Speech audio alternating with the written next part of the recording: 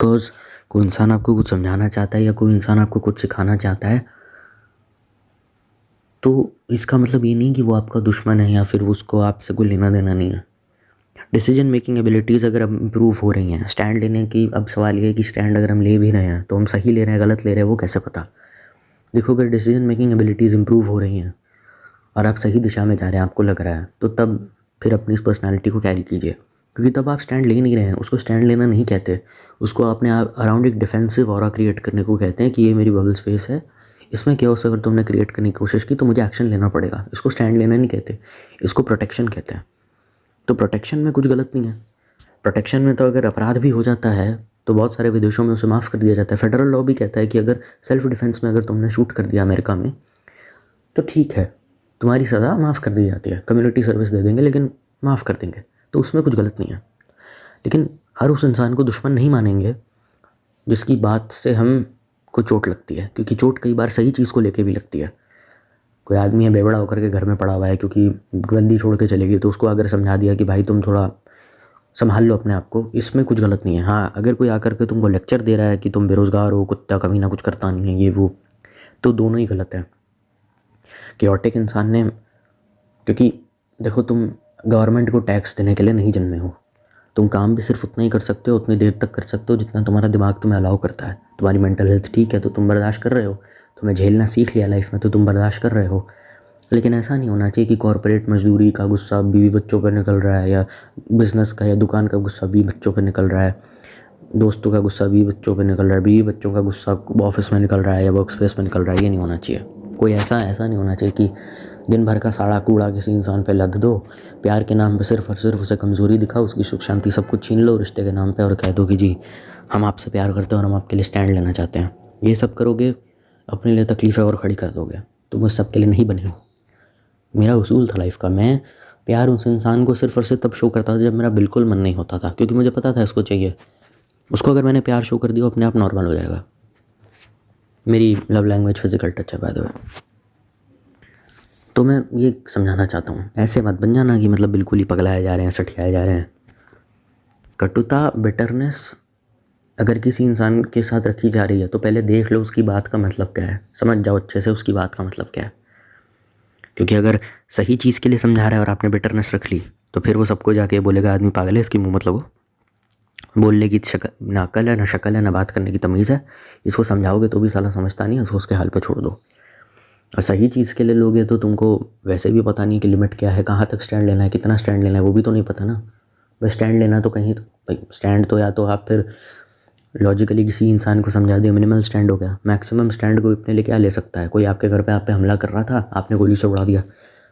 एक आदमी था अमेरिका में, उसकी सबवे में किसी ने मेयोनीज़ कम डाल दी, तो उसने उसको गोली मार दी। तो उसको पता ही नहीं है कितना स्टैंड लेना है, कहाँ स्टैंड लेना है, कितना कम स्टैंड लेना है। स्टैंड लेना भी है तो छोटी बड़ी बात पे लेना है ना, कौन सी बात छोटी कौन सी बात बड़ी। जब तक ये नहीं सीखोगे स्टैंड का, तो तुम एस भी नहीं समझ पाओगे। स्टैंड का जो एस है उसका मतलब सेंसिबिलिटी है। जितनी ज़्यादा सेंसिबिलिटी डेवलप करते जाओगे उतना ज़्यादा स्टैंड लोगे। तुम गुस्सा इसलिए नहीं कर रहे हो क्योंकि तुम्हें अपना हेट एक्सप्रेस करना है या पारा बहुत हाई हो गया। तुम गुस्सा इसलिए कर रहे हो कि तुमको कुछ सही नहीं लग रहा है, उसको बहुत ज़्यादा इग्नोर किया जा रहा है और उसके खिलाफ बोलना ज़रूरी है, जो कोई बोल नहीं रहा है। तो तुम्हें ही कुछ ना कुछ बोलना पड़ेगा क्योंकि कोई नहीं बोल रहा है और वो चीज़ तुमको इफेक्ट भी कर रही है। ज़रूरी नहीं है वो चीज़ तुम्हारे साथ हो, किसी और के साथ भी हो सकती है। और बोलना ज़रूरी है इसीलिए बोल रहे हैं, नहीं ज़रूरी होता तो वो चीज़ चल रही होती है, ठीक है भैया कोई दिक्कत नहीं। लेकिन इसका ये मतलब नहीं है कि महात्मा गांधी बन जाना है कि देश में जो कुछ गलत हो रहा है सब हम देखेंगे। वैसे बनने में कुछ गलत नहीं है, बन सकते हैं महात्मा गांधी। स्टूडेंट पॉलिटिक्स में जितने भी लोग राजनीति में हैं या एनसीसी का पेपर दे रहे हैं या जो एनडीए कर रहे हैं, हेड सैल्यूट। लेकिन मतलब वैसा नहीं कि हर चीज़ में ही किए जा रहे हैं। वैसा अगर तुमको बनना है तो तुमको फिर वैराग्य हो जाएगा। वो तो एक ही केस में जस्टिफाइड है कि तुम गौतम बुद्ध की तरह बिल्कुल ही मोक्ष के मतलब बिल्कुल ही संसार से तुम्हारा मुंह उठ गया, वैसा वाला हो जाएगा। बहुत सारे लोग ऐसे होते हैं, वैसे बड़े शांत होते हैं, बड़े सिंपल होते हैं, लेकिन अगर तुम उनके स्टाफ को कुछ बोल दो या उनकी फैमिली को कुछ बोल दो और लाइन क्रॉस कर दो, अचानक से उनके अंदर एक शेर दिखाई देता है। ऐसे लोग को मैं आइडियलाइज करता हूँ और ऐसे लोगों में दिल से रिस्पेक्ट करता हूँ।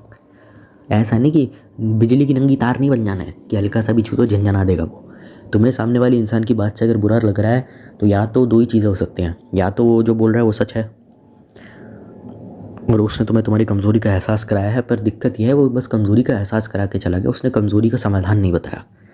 और समझौरी का अगर समाधान दे नहीं सकता तो फिर इस इंसान को इज्जत देने की ज़रूरत नहीं, क्योंकि ये लोगों को डिप्रेशन देने के लिए पैदा हुआ है। और दूसरा क्या हो सकता है कि उसने जाहिर सी बात है लाइन क्रॉस करके कुछ ऐसी गंद बात करी है जो नहीं करनी चाहिए, तो वहीं पे डांट डपट के उसको चुप करा देना चाहिए। बहुत सर इस चीज़ का सॉल्यूशन क्या है? सॉल्यूशन इसका क्रिएटिव काम के अलावा ना मैंने कभी कोई देखा है, ना मैंने कभी कुछ सुना है, ना मुझे कोई याद है, क्योंकि इसके अलावा मैंने कुछ सॉल्यूशन देखा नहीं है फ्रैंकली स्पीकिंग। क्रिएटिव काम से अच्छा सॉल्यूशन कहीं कुछ नहीं होता है, क्योंकि ये जो काम होता है ना, जो क्रिएटिविटी का जो काम होता है, ये आपको हर चीज़ से फ्री कर देता है। पहली बात तो ये कि इसमें तुम ये नहीं देखोगे कि क्या फ़ायदा है, क्या नुकसान है, मुझे क्या मिलेगा, मुझे क्या अच्छा लगता है, ये सब फालतू की चीज़ें तुम्हारे दिमाग में आएंगी नहीं। ये सब चीज़ें नहीं आएंगी तो अच्छी बात है ना। इसमें तुम फ़ायदा नुकसान देख के ले नहीं, सिर्फ तुम अपनी भलाई देख करके सामने वाले काम को कर रहे हो। तुम्हें ये नहीं फ़र्क पड़ता इससे मैं कुछ कमाऊँगा या नहीं, या मेरी लाइफ में कुछ वैल्यू ऐड करता नहीं। मैं गा रहा हूँ, मैं जैसे मेरे केस में गाना है तो मैं गा रहा हूँ, मैं किसी दूसरे के लिए नहीं गा रहा, मैं सिर्फ अपने लिए गा रहा हूँ। तो जब मैं वो करता हूँ मेरी मास्टरपेशन मुठ मारना मेरा छूट जाता है, मेरा रात भर जागना छूट जाता है। और अगर मुझे रात जागने की आदत भी है, अगर मैं नाइट आउल भी हूँ तो मेरा उससे भला हो जाता है, क्योंकि मैं अपने आप को कोई अच्छा काम दे रहा हूँ। मैं लाइफ में पहली बार कुछ ऐसा कर रहा हूँ जो मेरे लिए है, ये सिर्फ मेरे लिए, इसमें किसी का कोई हक नहीं है। कोई ना इसमें घुस सकता है, ना कोई इसमें बीच में आ सकता है, ना कोई इसे अब्यूज़ कर सकता है, ना मुझे इसमें आके कोई लेक्चर दे सकता है। तुम्हें समझ में आए 40-50 साल के जो अंकल होते हैं, ये जानबूझ के इतना फंकी क्यों एक्ट करते हैं? बैगी कैप लगा के स्विमिंग में जाना है, योगा क्लासेस है, योगा सेंटर ज्वाइन किया हुआ है, ये सब चीज़ें तो घर पे भी हो सकती हैं। ये सब चीज़ें इसीलिए करते हैं क्योंकि उनको एक्स्ट्रा करिकुलर के नाम पे यही पता है। खाली एक्स्ट्रा करिकुलर का मतलब खाली स्पोर्ट्स कोटे से डीयू में एडमिशन लेना नहीं होता है, 100 तरीके की चीज़ होती है। मेरा म्यूज़िक है, मुझे गाना अच्छा लगता है तो मैं गाता हूँ। लोग कहते हैं कानों से निकाल के खून क्यों गा रहा है, तुम जूते मारो, चप्पल मारो, कुत्ता कमीना हरामजादा जो बोलना है बोलो, मैं गाऊँगा। और मैं सिर्फ अपने लिए गाऊँगा, मैं अकेले में गाऊँगा और अपने लिए गाऊँगा। तो मैंने इस चीज़ को अडॉप्ट किया, मुझे बहुत पॉजिटिव चेंजेस आए अपने लाइफ में। तुम साइकोलॉजी कुछ पढ़ना इस पर, पता नहीं क्या होता है पर ऐसा। और मेरा सेक्स एडिक्शन, मास्टरपेशन सब छूट गया इससे, बिकॉज मुझे ऐसा लगता है शायद इसने मुझे अंदर से प्योर किया, क्योंकि मैं अपने आप को इतना ज़्यादा थका देता था। मैं गाना गाते गाते खुद को इतना ज़्यादा थका देता था कि मेरे पास टाइम नहीं होता था। गर्लफ्रेंड छोड़ के चली गई, उसका मेरे पास टाइम नहीं होता था, ब्रेकअप का टाइम नहीं होता था, नशे का टाइम नहीं होता था, मुठ मारने का टाइम नहीं होता था। तो मैं इतना ही अपने आप को थका देता था, क्योंकि रात भर जागने की गंदी आदत मेरे को लग गई थी और वो छूटती मेरी है नहीं। मैंने वो कोविड के टाइम से लग गई, वो चाह के भी नहीं छूटती। तो मैंने खुद को वैसे ही बना दिया कि मैंने कहा ठीक है तुझे अच्छे काम में लगाते हैं, लोग मुझे भले गालियाँ देते हैं पर ज़रूरी है इसीलिए किया। इंडियन आइडल में जाके अरिजीत सिंह बन के लड़कियों की कच्छियाँ गिली करनी थी इसलिए नहीं बना मैं कि oh my God I love Arijit, मैंने इसलिए नहीं, ज़रूरी था इसीलिए किया। आप नफरत चाहे कर सकते हो पर ज़रूरी था, मैंने इसलिए किया। मुझे गाने का शौक बचपन से था पर गा नहीं पाया क्योंकि स्पेस नहीं मिली क्रिएटिव। वो मुझे अलमारी में बंद करके खुद को हेडफोन लगा के गाना गाता था, मैं ऊँचे ऊँचे सुर लगाता था। 2-3 बार तो पकड़ा भी गया, मम्मी ने खोल दिया क्या कर रहा है रात के 1:30 गालियाँ पड़ी, बेरोजगार बैठा रहता घर में। गाता रहा। स्टूडियो के पैसे नहीं थे तो जिद थी, एक पागलपन था। देख लेना कि जो लोग सही चीज़ के लिए स्टैंड लेते हैं ना, उनका एक ऑरा भी अलग होता है। लोग उनकी रिस्पेक्ट करते हैं, उनके फ्रेंड्स आते हैं उनसे एडवाइस लेते हैं, कहते हैं भाई तू सही बोलता है, तू मेरे को कभी जज नहीं करता। मतलब ऐसा नहीं होना चाहिए कि बिल्कुल ही अपने कान बंद कर लो और कुत्ते की तरह दोस्त अगर कुछ बकवास किए जा रहे हैं जो अटर नॉनसेंस है वो सुनते रहो। दोस्त ना भी हो, वैसे ही कोई आदमी कुत्ते की तरह बकवास किया जा रहा है, आप गधे की तरह मुंडी हिला रहे हैं, नहीं, then and there you should have the guts to basically shut him up when he is talking nonsense. क्योंकि स्टैंड लेने के नाम पे आपको पता होता है क्या बोलना चाहिए, तो पहले ये जानना पड़ेगा ना क्या नहीं बोलना चाहिए। और क्या नहीं बोलना चाहिए सुनने में भी अप्लाई करो, क्या सुनना चाहिए और क्या नहीं सुनना चाहिए, और कब सुनने की एक्टिंग करनी चाहिए, कब एक कान से सुनना चाहिए, कब दूसरे कान से सुनते हुए नाटक करना चाहिए और निकाल देना चाहिए, ये भी पता होना चाहिए। मतलब इतना भी स्टैंड मत लो कि अपनी खुद की कब्र खोद दो, मैं बेसिकली ये कहना चाहता हूँ। वो बोलते हैं जिनको, जो मेरी मतलब जो वाकई जेन्युइनली अपने लिए स्टैंड लेते हैं, वो बोलते हैं काफ़ी लंबा बोलते हैं, अच्छा बोलते हैं, उनको बोलने की सेंस भी होती है। उनको आप कोई टॉपिक दे दो, जब तक उन्हें उस टॉपिक की जड़ तक नहीं जाएंगे, जब तक उस टॉपिक की तह तक नहीं जाएंगे, तब तक वो नहीं बोलेंगे। और वो बोलेंगे भी तो ऐसा कुछ बोलेंगे जो सुनने लायक होगा। और उनकी इसी और जेंजी इन लोगों के थॉट्स को हाथों हाथ लेती है। उस इंसान की उम्र उनको फ़र्क नहीं पड़ता, उस इंसान की उम्र क्या है, कास्ट क्या है, कल्चर क्या है, रिलीजन क्या है। ऐसा कोई इंसान जो जेन्युइन स्टैंड लेता है, कास्ट, कल्चर, रिलीजन, एज, धर्म, मज़हब कुछ नहीं फ़र्क पड़ता। वो जो बात बोलेगा उसको लोग कमेंट सेक्शन में गुरुजी प्लीज़ प्लीज़, गुरुजी प्लीज़ कुछ बोलिए, दादा यू आर वन इंस्पिरेशन। मतलब जेनजी ने उस बंदे को एक्सेप्ट कर लिया तो ज़ाहिर सी बात है बंदा जीत ही गया। क्योंकि जो इंसान ऐसा होता है ना, उसको हर धर्म के, हर संप्रदाय के लोगों से या इवन युवा से भी काफ़ी ज़्यादा सम्मान मिलता है। गौतम बुद्ध थे तो उनके फॉलोअर्स भी तो जवान बच्चे थे। ऐसा तो नहीं था ना कि खाली बुड्ढों को इम्प्रेस करने के लिए गौतम बुद्ध आए थे, तो उनके पास तो बुड्ढे, बच्चे, जवान, वयस्क सब उनकी रिस्पेक्ट करते थे। तो वो कुछ ऐसा बोलेगा जो भूलने लायक होगा, लेकिन स्टैंड लेने के बेसिस पे सामने वाले इंसान का कैरेक्टर आप जज नहीं कर सकते। दोनों चीज़ें अलग होती हैं। बहुत सारे अल्फ़ा मेल मिल जाएंगे जो सही चीज़ के लिए स्टैंड लेते हैं, लेकिन उनके स्टैंड जो हैं वो किस चीज़ को समर्पित है, उनका कोर क्या है, वो आप स्टैंड लेने की एबिलिटी से नहीं जान सकते। कोर में अगर मैंने ये बांध के रखा हुआ है कि औरत जात होती RAND है, तो फिर मैं कितना भी अच्छा बोल लूँ और ऑडियंस मुझे कितना भी सपोर्ट कर ले, रहूँगा मैं घटिया आदमी ही। देख लो सामने वाले इंसान का कैरेक्टर क्या है और सामने वाले इंसान की सोच क्या है। बिल्कुल निष्पक्ष होकर के जांच करो। अगर कैरेक्टर ख़राब है तो कितनी भी सही वो बात करे नहीं ही सुननी चाहिए, क्योंकि ये सब कर लेने से तुम हर एक इंसान के गलत को जस्टिफाई करते रहोगे अपनी लेटर स्टेजेस की लाइफ पे कि आदमी कमीना है पर नॉलेजेबल है तो उससे ज़रूर हम नॉलेज लेंगे। नॉलेज तो तुम ले लोगे बेटा, लेकिन उसमें उसका कमीनेपन का वो तड़का लगाता रहेगा। तुम्हें कमीनापन भी फ्री में सबकॉन्शियसली वो बिठवाता रहेगा तुम्हारे दिमाग में।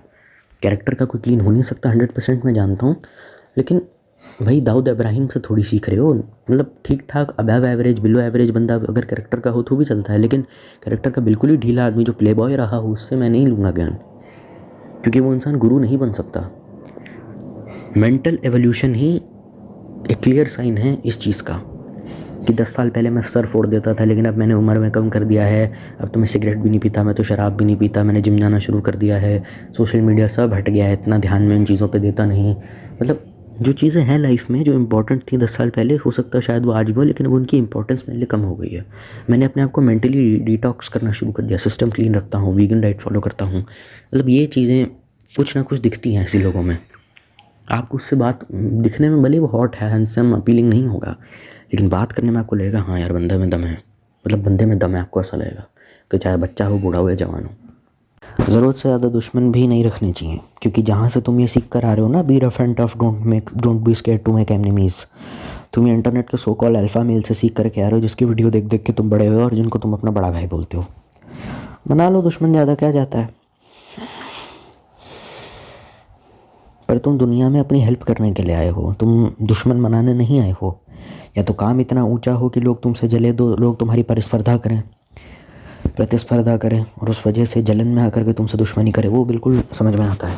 लेकिन काम अगर ऊंचा नहीं पकड़ा तो दुश्मन अगर बन भी रही है तो 2 कौड़े की होगी। कोई अल्फा मेल अगर सिखाए ना इंटरनेट पर don't be scared to make enemies, तुरंत भाग जाइएगा वहाँ से, क्योंकि ये तो इस लायक भी नहीं कि इसकी बात सुनी जाए। वो दुश्मन हमको नुकसान पहुँचाने में आ गए, उन्होंने ठान भी लिया और हमें नुकसान पहुँचा भी दिया, उसका खामियाजा कौन भुगतेगा। दुश्मन से बदला कैसे ले, उसने कभी सिखाया? या बस यही सिखा के चला गया don't be scared to make enemies. अरे आगे क्या, नुकसान तो हो गया, अब पछताए का होवे जब चिड़िया चुग गई खेत। और तुम कोई वो नहीं हो कि मतलब चाणक्य नहीं हो जिसके साथ जितना मर्जी चाहे उतना गलत कर लो, अपने बोध से हर चीज़ का जवाब दे देगा। तुम कोई आचार्य चाणक्य नहीं हो जिसको कि निकाल दिया था राज्य से, तो उसने कह दिया था राजा को कि मैं बदला लूँगा, और फिर उसने चंद्रगुप्त मौर्य बना के राजा के विरुद्ध खड़े करके जंग करके जीते। तुम्हारा वो माइंडसेट नहीं है। देख लो माइंडसेट है भी या नहीं, अगर है तो लो, पर सारी ज़िंदगी इस बदले बदले में निकाल दोगे तो एंड में तुम्हारे पास बचेगा क्या? तुम क्या लेकर के जाओगे? 70 साल के हो गए हो, भी दुश्मनी रखनी है क्या किसी इंसान से? एक दिन तुम 70-80 साल के हो जाओगे, कब तक ग्रज रखोगे मन में? या तो एक बार में ख़त्म करो। दुश्मनी का अगर बदला लेना है तो एक बार में जितना हो सके सब गंद ख़त्म कर दो, कंधा से डकार लेकर सब गंदगी ख़त्म कर दो, उसके बाद आगे बढ़ो। लेकिन बेमतलब की दुश्मनी जो मोड़ लेता है या जो बिना बात के जिसके दुश्मन अपने आप बनते चले जाते हैं, उसको तो मेंटल पीस के अलावा कुछ नहीं चाहिए। देख लो तुम्हें क्या चाहिए। लोग भी ऐसे हो जाते हैं, मेरी लाइफ में सब कुछ ठीक चल रहा है, मुझे प्रॉब्लम इस बात से, और शायद मैंने इसलिए वजह से अपने हस्बैंड को डिवोर्स दे दिया, because he was just way too green forest. तुम ज़रूरत से ज़्यादा दुश्मन बनाओगे, ज़रूरत से ज़्यादा रफ एंड टफ हो जाओगे, तुम्हारी ये कंडीशन हो जाएगी। तुम्हें लोगों की शांति हजम नहीं होगी, तुम्हें कुछ ना कुछ खाली नहीं बैठ पाओगे तुम। लोग शांति से अपना बैठे हुए हैं, तुम वहाँ पे भी अरे बात करो यार गाइस, चिल करो यार, टेंशन क्यों ले रहे हो यार गाइस प्लीज़ यार। तुम मतलब बिल्कुल ही चुलैट बकचोद, बैठ ही नहीं सकता जो शांति से। अब तुमको ऐसा मत बन जाना, तुम साइलेंस भी इंजॉय करो, तुम एम्बीवर्ट बनो, ना इंट्रोवर्ट बनो ना एक्सट्रोवर्ट बनो, एम्बीवर्ट बनो। जहाँ ज़रूरत हो इंट्रोवर्ट बन जाओ, जहाँ ज़रूरत है वहाँ एक्सट्रोवर्ट बन जाओ। पार्टी करनी तो दम क्या करनी है, नहीं करनी तो शांति में भी कोई बुराई नहीं है। ऐसा नहीं होना चाहिए कि 2-4 मिनट की साइलेंस है तो सठी आ गया उसमें, guys why nobody interact, why nobody talk, making uncomfortable me, I mean I या मतलब ये नहीं होना चाहिए। फेक टफ पर्सनालिटी और एक ऑरा को अपने पास रख करके अंदर के फ्रेजाइल बच्चे को छुपा लेने से तात्कालिक लाभ हो सकता है और काफ़ी लंबे समय तक लाभ हो सकता है, और उसके लिए ज़्यादा मेहनत नहीं करनी पड़ती। लोग ज़्यादातर इसीलिए ऐसा ऑरा कैरी करते हैं। वीक पर्सनैलिटी को छुपाने के लिए, अंदर से बिल्कुल एक ब्रोकन पर्सनैलिटी को छुपाने के लिए, जिस जो अपनी लाइफ में ऑलमोस्ट सब कुछ हारा हुआ है, जिसकी पर्सनल प्रोफेशनल लाइफ एक पॉइंट पर पूरी तरीके से बर्बाद थी, लोग छुपाने के लिए अक्सर एक टफ ऑरा कैरी करते हैं अपने अंदर। उससे कुछ मिल थोड़ी जाता है, उससे बस लोग थोड़ा अपनी औकात में रहते हैं और डैमेज थोड़ा कम हो जाता है। और तुमको वो ठीक, और वो अवेलेबिलिटी और कन्वीनियंस के हिसाब से ज़्यादा आसान भी रहता है। गुस्सा करने में कुछ ऐसा चाहिए नहीं, पर तुम इंसान हो, तुमको समझ में जीना है, इसीलिए मैंने सारी बातें बोली। वरना चाहो तो तुम अपनी लाइफ में कर सकते हो। देखो, प्रॉब्लम का सॉल्यूशन दिया है तो उस पर इम्प्लीमेंट करना आपकी इंडिविजुअल चॉइस है। उस ज़बरदस्ती नहीं कर रहा है कोई कि नहीं टफ़ बनो। टफ़ होने का मतलब क्या है? आप टफ़ हैं तो कोई ना कोई कमज़ोर होगा, तभी तो टफ़ होगा ना। जो कमज़ोर है अगर वो टफ़ होने की एक्टिंग करे तो ये सही है या नहीं, मुझे एब्सोल्युटली कोई आइडिया नहीं है। लेकिन फिर आपको दिक्कत भी हो जाती है। बहुत सारे लोग होते हैं गुस्सा करते करते रोना शुरू कर देते हैं। तुमको वो नहीं होना चाहिए कि बहुत अंदर से बहुत पेन हो रहा है, अनबियरेबल पेन हो रहा है और दिख रहा है कि इसको बहुत तकलीफ हो रही है अंदर से, पर ये एक्सप्रेस नहीं कर पा रहा, तो गुस्सा करने लग जाता है और गुस्से में अपने आप को डिफेंड करने के लिए कुछ भी बकवास करने लगता है। तो मैं इसी चीज़ के बारे में बात करूँ, इसका कोई सोल्यूशन निकालो। अगर यही सवाल है ना कि अगर स्ट्रॉन्ग नहीं बनेंगे तो लोग हमारा फ़ायदा उठाएंगे, तो इस प्रॉब्लम का सोल्यूशन निकालिए और जिस दिन प्रैक्टिकल सॉल्यूशन मिल जाए उस पर अमल कीजिए। मेरी बात मानिए तो मानिए, नहीं मानिए मत मानिए। जो अच्छा ट्रेट होता है इस चीज़ का वो ये है कि घटिया ज़िंदगी के घटिया मुद्दों से आप बच जाते हो। कभी कभार आपको समझ में आ जाता है कहाँ बोलना चाहिए, कहाँ नहीं बोलना चाहिए और कहाँ चुप हो जाना चाहिए, कहाँ बिल्कुल भी नहीं बोलना चाहिए। इन दैट केस आप समझ जाइए आप सही राह पर हैं। क्योंकि मेरे साथ भी ऐसा होता था। बहुत सारे लोग होते हैं बहुत चीखते हैं, बहुत चिल्लाते हैं, छोटी छोटी बातों को लेकर अग्रेसिव हो जाते हैं, वायलेंट हो जाते हैं, और थोड़ी बहुत लीनियंसी मेंटेन करते हैं क्योंकि दोस्तों के सामने, फ्रेंड्स फैमिली के साथ में, तो उनसे आपको कुछ लाभ हो रहा है, शारीरिक या आर्थिक या इमोशनल सपोर्ट मिल रहा है और आपको उनसे कुछ मिल रहा है। लेकिन बाकियों के लिए वो ऐसा नहीं रखते। पता होना चाहिए कब कहाँ क्या बोलना चाहिए, कितना बोलना चाहिए और कहाँ बिल्कुल भी चुप रहना चाहिए। क्योंकि कभी कभार पुराना कोट है ना, silence is the best answer given to fools, या ignoring is the best answer given to fools. Silence में तो मतलब आप बिल्कुल चुप हो जाइए, सामने वाले इंसान की बात सुन लीजिए, सामने वाला इंसान अपनी गंद शांत कर लेगा और सुबह ही आके आपके से माफ़ी मांग लेगा। इग्नोर है कि आप ध्यान ही नहीं दे रहे तो बकने दो उसको जो बक रहा है। फिर आप अपना लॉजिकली स्टैंड प्रेजेंट कीजिए। अगर आप किसी पब्लिक फोरम में हैं या अपने दोस्तों के सामने, आप सही होंगे, वो सही होंगे, जो जीतेगा वो सिकंदर। चल, आप स्टैंड किससे लेंगे? आप बोलकर स्टैंड लेंगे या फिजिकल होकर के स्टैंड लेंगे?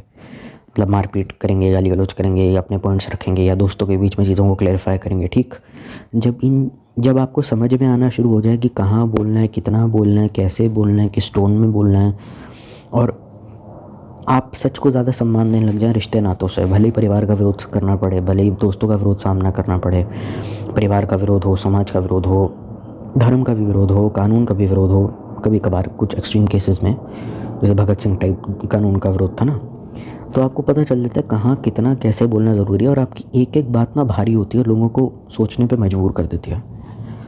तो इन दैट केस आप समझ जाइए आप सही रास्ते पे हैं। जो आप कर रहे हैं आपको वो भी समझ में आ रहा है कि आप क्या कर रहे हैं, क्यों कर रहे हैं, कैसे कर रहे हैं, आपको वो भी समझ में आने लग गया है और आप सही कर रहे हैं उस चीज़ को।